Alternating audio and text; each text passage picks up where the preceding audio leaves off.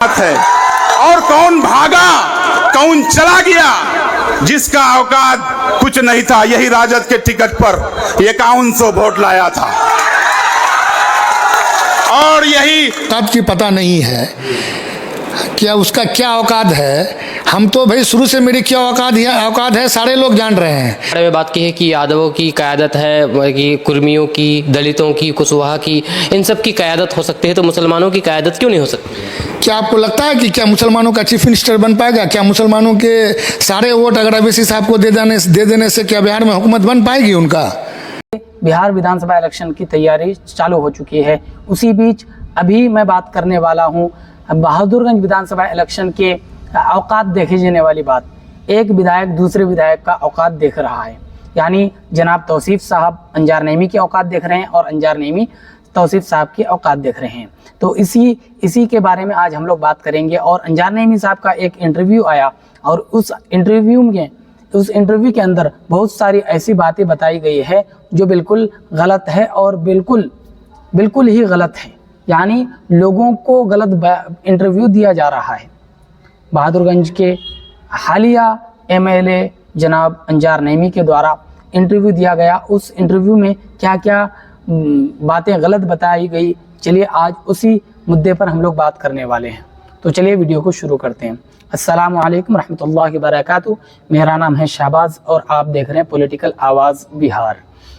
तो बात करने वाले हैं आज जो इंटरव्यू इन्होंने दिया। सबसे पहली बात उन्होंने ये कहा है कि बिहार में मुस्लिम सीएम नहीं बन सकते हैं। एक बात, उन बातों में से एक बात उन्होंने ये भी कहा कि बिहार में मुस्लिम कैंडिडेट सीएम नहीं बन सकता है। तो मैं इस वीडियो के ज़रिए जनाब अंजार नईमी से पूछना चाहूँगा कि आखिर क्यों नहीं बन सकता है, जब एक यादव सीएम बन सकता है। एक यादव सीएम बनाने के लिए आप उसके लिए मेहनत कर सकते हैं, जद्दोजहद कर सकते हैं, तो एक मुस्लिम कैंडिडेट सीएम क्यों नहीं बन सकता है? मेरा पहला सवाल ये है, क्योंकि यादवों की जो बिहार में जनसंख्या है टोटल 14.5%, 14.5%, यानी 14.5% यादव कम्युनिटी के लोग बिहार में रहते हैं और मुस्लिम कम्युनिटी के लोग समथिंग 19%, यानी 19% के करीब बिहार में मुस्लिम लोग रहते हैं। तो आप बताइए कि जब 14% वाले एक सीएम बनाने के लिए आप जद्दोजहद कर सकते हैं, तो 19% वाले क्यों नहीं बन सकते हैं? और दूसरी बात तय है कि तौसीफ साहब एमआईएम से चुनाव लड़ेंगे, क्योंकि इसको डिक्लेयर कर दिया गया है कैंडिडेट। तो आप दोनों के बीच में फाइट होगी। तो अब ये बताइए कि कैसा मुकाबला होगा, कैसे फाइट करेंगे, क्या चुनौतियां हैं? मुकाबला समझ ही नहीं रहे हैं, चूँकि अवाम जान रहा है कि 16 साल में इन्होंने क्या किया, अवाम की नज़र में है। हम कोई मुकाबला ही नहीं समझते हैं और कोई मुकाबला नहीं है, और इंशाल्लाह वक्त आएगा पता चल जाएगा लोगों को कि जनाब तौसीफ साहब और मेरे बीच कोई मुकाबला नहीं है इलेक्शन में। मैं भी मानता हूं कि कोई मुकाबला नहीं है, क्योंकि 5100 वोट लाने वाले विधायक की 20 साल एमएलए रहने वाले 20 साल विधायक रहने वाले की आखिर कैसे मुकाबला हो सकता है? नहीं है, कोई मुकाबला नहीं है। जनाब अंजार नईमी साहब, आपकी जो पहचान बनी, आपका जो टैग लगा एमआईएम की वजह से लगा। एमआईएम को अगर छोड़ दें, राजद में आप पहले भी थे, राजद में रह करके आप भूलना नहीं चाहिए आपको, आप 5100 वोट लेकर के आए थे, 5100 वोट लेकर के आए थे। और आप जो 86,000 वोट से जीते हैं, 86,000 वोट लाए थे और समथिंग 45,000 वोट से जीते थे, तो आप अपने बदौलत नहीं जीते थे, बल्कि एमआईएम की वजह से जीते थे। आपको कोई न पहचानता था, न आपका कोई नाम पहचानता था, न आपको कोई देखा था। सिर्फ़ और सिर्फ असद साहब की वजह से और मीम की वजह से आपको जीत मिली थी। आप इस बात को माने ना माने, आप पूरे बहादुरगंज के लोगों से पूछ लीजिए, आप पूरे बहादुरगंज के लोगों से पूछ लीजिए कि आखिर आपको वोट क्यों हुआ था। इसलिए नहीं हुआ था कि आप अंजार नईमी, आप भट्टा वाले हैं, आप कहाँ के हैं, बहादुरगंज के विधायक बनने वाले। हम लोगों को दूसरा नया, चाहे किसी भी कैंडिडेट को मीम की तरफ से टिकट मिलता, तो वो 110% आप लिख करके दे सकते थे उस टाइम कि वो आराम से जीत जाती।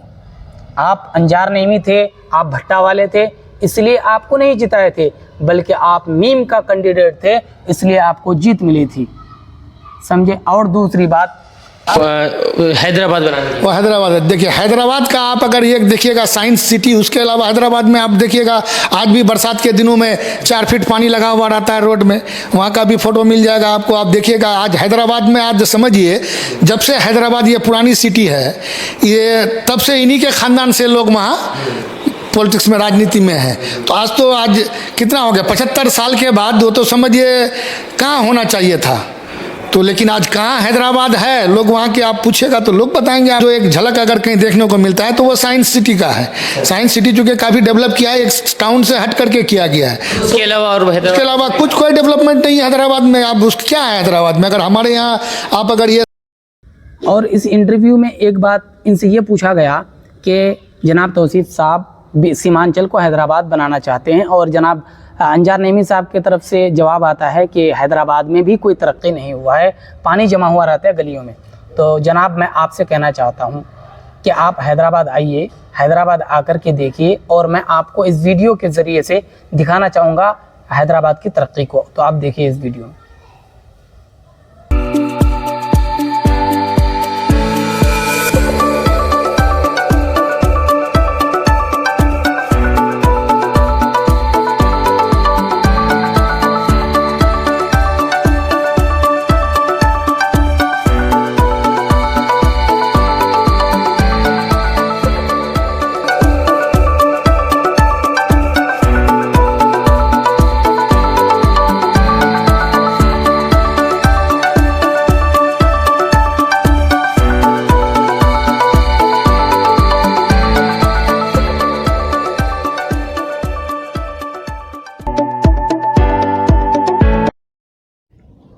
तो आप देखें ये हैदराबाद की तरक्की। आपने इस वीडियो में ये ज़रूर कहा है कि पानी लगा हुआ रहता है गलियों में।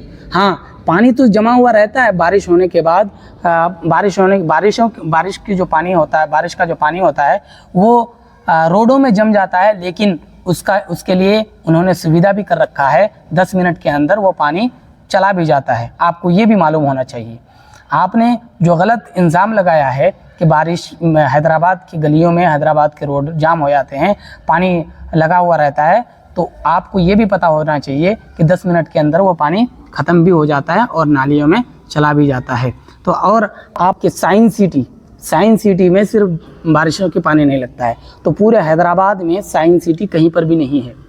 साइंस सिटी नाम का कोई जगह ही नहीं है हैदराबाद में, बल्कि सन सिटी है, हाईटेक सिटी है, ये सब सिटी हैं। सन सिटी के बारे में शायद आप बोल रहे होंगे, लेकिन आपने कहा सन सिटी नाम की कोई चीज़ और कोई जगह हैदराबाद के अंदर नहीं है। आपको पहले अच्छी तरीके से जानकारी लेना चाहिए, अच्छी तरीके से जिस चीज़ के बारे में आपको नॉलेज ना हो, जिस चीज़ के बारे में आपको जानकारी ना हो, उसके बारे में आपको इंटरव्यू नहीं देना चाहिए। तो मैं आपसे ये कहना चाहूँगा कि आपका जो मुकाबला है जनाब तौसीफ साहब से और मीम की पार्टी से, तो आप लिख करके ले लीजिए। आपकी ज़मानत 110% ज़ब्त होने वाली है, और आपकी अगर ज़मानत ज़ब्त नहीं हुई